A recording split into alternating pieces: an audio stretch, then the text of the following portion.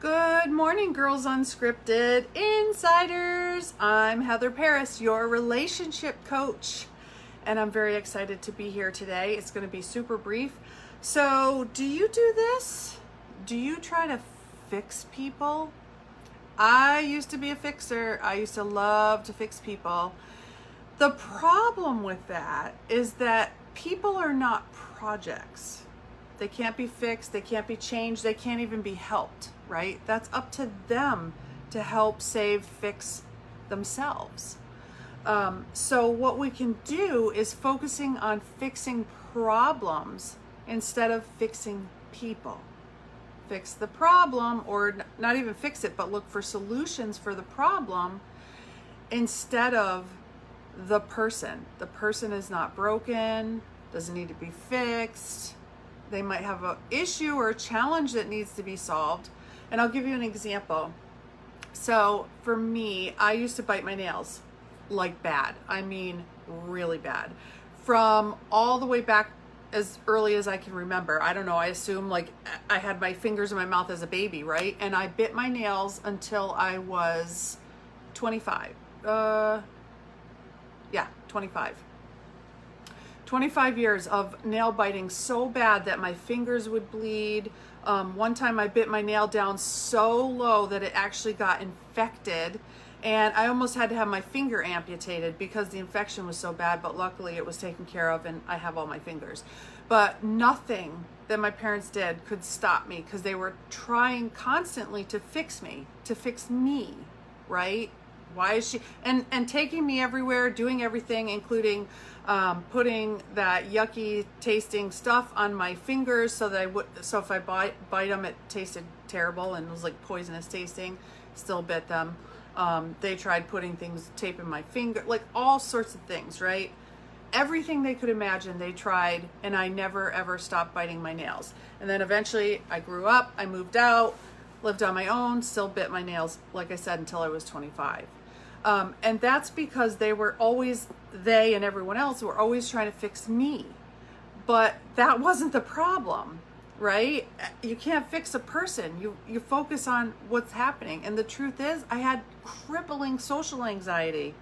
Not a lot of people know that about me. Everyone thinks like, oh, I'm so outgoing and I'm an extrovert. Well, I'm really not. I'm an introvert. I really prefer staying home, having quiet moments. Like, invite me to a party, that's like a nightmare.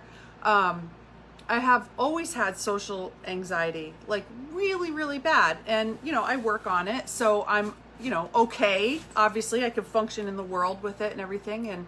And I've done the work, but it wasn't until I was 25 that I stopped biting my nails. And I did that on my own, for myself, for my own personal reasons, because I was tired of feeling embarrassed.